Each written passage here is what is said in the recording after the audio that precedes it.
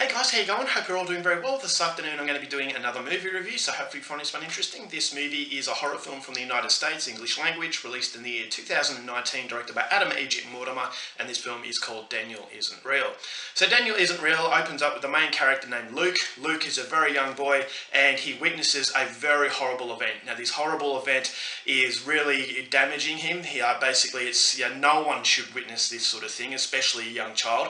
But since that horrible event, he developed an imaginary friend named Daniel. Now Daniel is there to help him, he takes comfort in Daniel, but then fairly soon Daniel actually proves dangerous, is because Luke does something to his mother that indicates that, alright, Daniel is not good for anyone. And so the mother tells Luke to lock Daniel in the dollhouse and never let him out. So this is what Luke does. And so years pass and we since learn that now Luke is a young adult and his mother has developed a mental illness, now it's schizophrenia. Now the mother has been put away in a psychiatric care facility and Luke doesn't know what to do with himself. And so he sees his psychiatrist and the psychiatrist says, look, maybe you should let your imagination run wild again. Is that he feels as though Luke is conceding something and Luke is not telling the psychiatrist the whole truth, especially about his imaginary friend Daniel when he was young. And so the psychiatrist says, look, why don't you let Daniel out? And so this is what Luke ends up doing. And Daniel is now reintroduced into Luke's life. Initially it seems okay. Daniel is giving Luke a lot of confidence around women and basically with his work at school. And so things are going all right, but then after a while things start to go pear-shaped and now Daniel is back to his old ways and he's influencing Luke in a very dangerous manner. So what happens at that point on is something you're going to have to find out for yourself, because that's as far as I'm going with my synopsis. Now my thoughts on Daniel Isn't Real.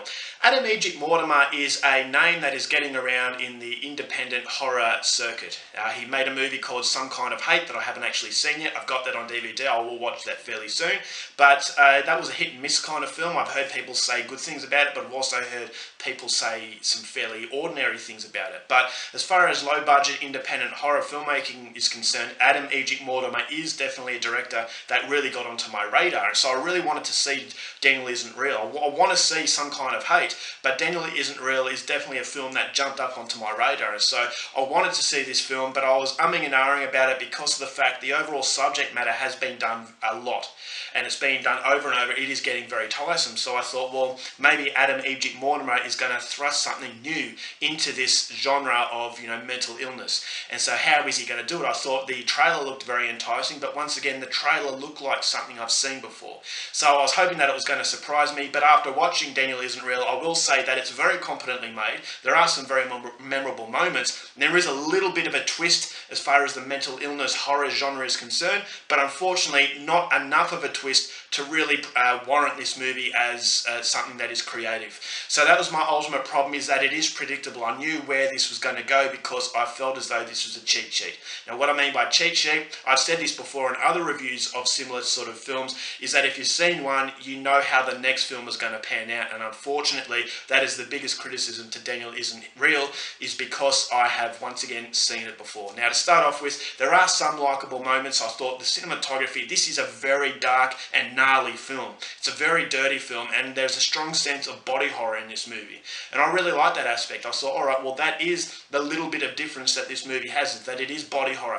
And you can actually take it as a film about mental illness, or you can take it as a film about something else. I'm not going to tell you what I think you could take this film as, because that might be a giveaway. But I thought, all right, well, that is a little bit of a difference. And that's the reason why I would say go out there and see it, is because it is trying something a little bit different. But unfortunately, it can't expand its wings enough to actually fly out of that zone of you've seen it before and make a name for itself on its own. It doesn't cast its own shadow. It's always limited to the confines of stuff that you've seen before. And so that's ultimately what lets Daniel Isn't Real down. But there's enough nastiness in this movie to actually warrant it as a horror experience that is worth it. I thought the acting, you got Patrick Schwarzenegger, who plays the imaginary friend. I thought he was actually quite daunting, quite menacing, and he was sufficient as far as a villain is concerned. I didn't really gravitate to the main character as much. I thought, oh, okay, well, once again, it's a character that I've seen before. You've got a love interest of the main character. I knew exactly how that was going to pan out, because once again, I've seen this sort of thing done before. before. And so if you've seen other films, you know, about mental illness and horror, then unfortunately, I would say, you know, don't get your expectations up too high for this movie. The cinematography, very dreaded.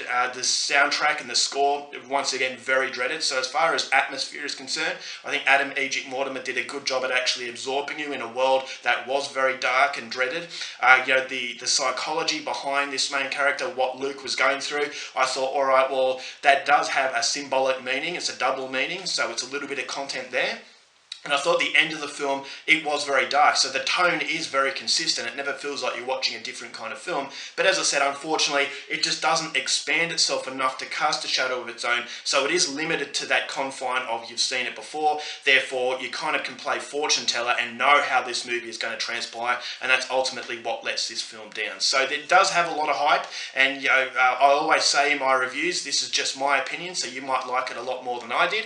But as far as Daniel Isn't Real, I just think it's a little bit overrated. It is a film that I have seen done before. There is a few differences in the movie that actually makes it a film worth watching, but unfortunately the level of predictability does hurt it, and I just don't think it had enough creative quality of its own to make it a film that's going to last in the memory. So it's okay, but it's nothing brilliant. As a result of that, I'm going to give Daniel Isn't Real 3 stars.